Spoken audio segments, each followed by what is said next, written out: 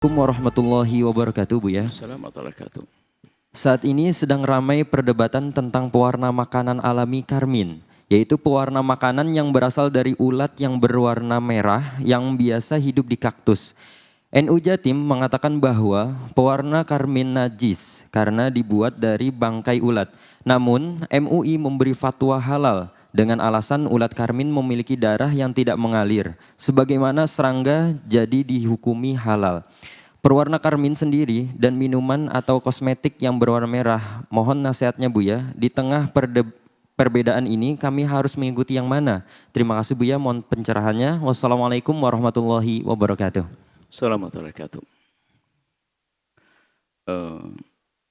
Fatwa itu ada tanggung jawab di hadapan Allah. Sebetulnya sangat mudah jika ada perbedaan pendapat di antara para ulama. Kalau kita ingin memilih fatwa itu atau kita ingin mengeluarkan fatwa itu, yang penting pertama keluarkan dirimu dari kepentingan hawa nafsumu sendiri. Maka di saat itulah nanti akan bisa mengeluarkan fatwa yang netral, fatwa yang benar, sesuai. Perbedaan ulama bukan saja urusan itu, banyak urusan-urusan yang lainnya. Maka di saat terjadi perbedaan pendapat, mana yang harus Anda pilih? Pokoknya keluarkan dari kepentingan hawa nafsumu, Anda akan bisa memilih yang tepat. Jika selagi itu perbedaan di antara para ulama. Adapun tadi disebut dengan istilah karmin atau pewarna yang diambil dari ada mengatakan karmin, ada mengatakan dasarnya adalah dari betina kutu atau dari satu jenis kelelawar atau apa, pewarna. Jadi ada sub dasarnya dari itu untuk membuat berwarna. Bagaimana hukumnya? Tentunya kalau bicara hukum fikih luas ya. Makanya bisa saja kita mengatakan apa yang dikatakan oleh MUI ada sandarannya. Yang dikatakan oleh mana tadi? Dari Jawa Timur ya. Tentunya mereka juga berdasarkan ilmu. Jadi gini. Kalau menurut madhab kita Imam Syafi'i, ya, Syafi'i, kalau kita hanya berpegang madhab Imam Syafi'i saja, kalau bangkai dikumpulkan dengan sengaja, seperti hasyarat, apakah bangkai yang biarpun dikatakan tidak mengalir darahnya, termasuk kayak lalat, itu kalau dikumpulkan dengan sengaja, kemudian kita konsumsi juga tidak boleh. Bahkan kalau kita masukkan ke tempat dengan kesengajaan kita menjadi tidak boleh. Di dalam madhab Imam Syafi'i, ketat dalam hal ini. Cuman bicara tentang semacam hasyarat. Hasyarat itu binatang-binatang kecil yang melata, ya termasuk seperti kutu dan sebagainya. Ini kalau kita kembalikan kepada perbedaan para ulama, berbeda-beda. Madhab Syafi'i kalau sudah jadi bangkai, ya tetap bangkai. Dimaafkan di air bukan berarti dimaafkan di makanan. Ini adalah madhab Imam Syafi'i. Maka yang mengatakan karmin adalah najis dan tidak boleh dipakai sesuai madhab Imam Syafi'i sangat benar. Dan tidak perlu disalahkan orang yang mengambil fatwa semacam ini. Akan tapi jika ada yang mulai melangkah kepada madhab lain, karena ini sudah di era global, yang dikatakan dunia ini seperti global village, seperti kampung kecil, orang madhab Maliki pun bisa bertanya kepada Ustadz Syafi'i yang ada di Indonesia, atau sudah mulai berbaur kita dengan fatwa-fatwa yang dari penjuru dunia. Sehingga mungkin ada sebagian orang berfatwa mulai melebar, menengok kepada madhab lain, seperti hasyarat, binatang-binatang melata seperti itu, adalah termasuk bukan jenis sesuatu yang haram. Bahkan bukan sesuatu yang najis pada akhirnya. Ya? Bukan sesuatu yang najis. Kalau masalah hasyarat tidak najis, dalam madhab Syafi'i juga ada. Tapi tetap dimakan tidak boleh. Tapi yang madhab kedua ini adalah, khususnya madhab Imam Malik rahimahullah ta'ala, Imam Malik mengatakan adalah hasyarat itu asalkan waktu mengambilnya adalah dalam keadaan kita sengaja mematikannya sebelum jadi bangkai, maka itu bukan sesuatu yang haram lagi. Jadi madhab Imam Malik. Tapi madhab Imam Malik itu dalam irama, masih menjelaskan dalam irama bahwasanya sengaja dimatikan. Jadi binatang-binatang, jadi madhab Imam Malik itu yang haram sangat sedikit. Babi dan sebagainya haram. Anjing pun tidak dianggap. Kodok tidak. Ini kan madhab. Cuman caranya sebelum jadi bangkai. Jadi dengan sengaja disembelih sesuai dengan karakter binatang. Dimatikan begitu. Kalau ikut pendapat ini, oke lah, itu sengaja diambil, kutu-kutu itu, kemudian dimatikan dengan sengaja, maka dalam bab ini, menurut mazhab Imam Malik, tentunya bukan dianggap sebagai sesuatu yang terlarang dalam hal ini. Dan kami menduga yang mengatakan boleh cenderung kepada mazhab ini. Kenajisannya, dan ini adalah peluang.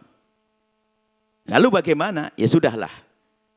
Kalau Anda ambil yang ketiga, kalau bisa, bagaimana? Anda hati-hati deh. Jika ada ternyata makanan yang mengandung itu, selagi di sampingnya ada makanan yang tidak mengandung, apa tadi, karamel atau gelatin atau itu, selagi tidak ada itu, maka Anda pilih yang tidak mengandung.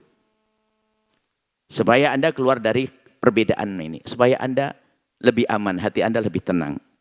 Tapi karena ini dalam wilayah perbedaan ulama, Anda pun tidak boleh lalu menggempur sebuah perusahaan yang mengeluarkan makanan yang ada ininya. Berarti ada hasut barangkali Anda. Kalau nasihati iya, tapi kalau sampai memprovokasi, jangan beli di situ, jangan ini itu. Loh, ini kan bukan keharaman yang mutlak yang tidak bisa ditawar. Sampai kita merusak sebuah perusahaan, barangkali kedengkian, kebencian. Ada perusahaan yang haram, jangan didekati ini dan sebagainya. Ini bukan daging babi yang disate, bukan. Ini. Ada satu keharaman yang sudah sangat jelas, makan riba, rebutan waris, ngambil duit masjid, diam-diam duit pondok, itu ustadz ngambil duit pondok, diam, itu haramnya jelas. Nah, kalau hal-hal begini, mohon maaflah, jangan sampai terjadi pertikaian.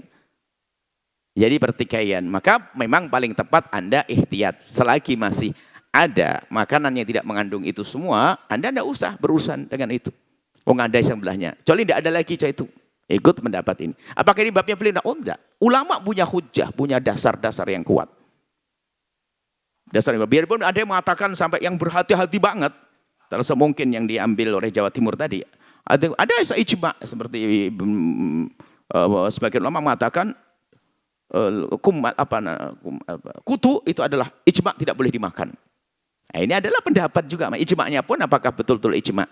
Intinya bahwa di sini ada peluang di dalam mazhab Imam Malik, ada jumhur atau khusus mazhab Syafi'i seperti itu yang diambil oleh Jawa Timur adalah bersandar kepada Syafi'i, jangan dikatakan itu sebuah kebodohan.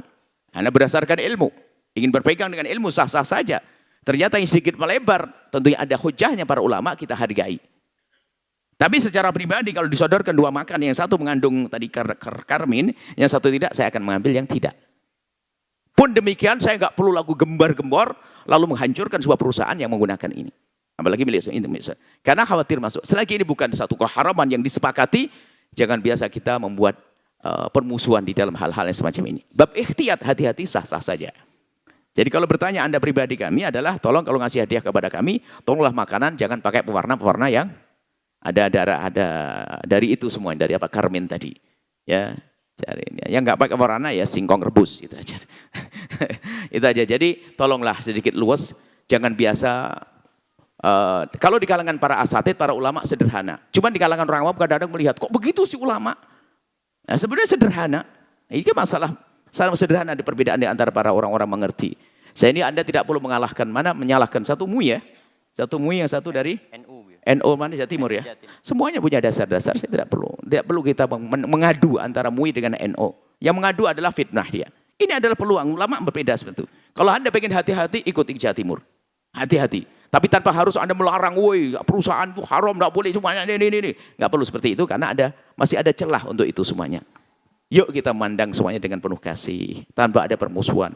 Kalau Anda punya pendapat pun lihat, kita harus paham suatu pendapat yang muttafaq alaih disepakati. Apalagi ijma' ulama, selagi bukan sedikit luas deh. Jangan sombong dengan sebuah pendapat. Yang sombong dengan sebuah pendapat menunjukkan bahasanya dia telah dikuasai oleh hawa nafsunya. Wallahu a'lam.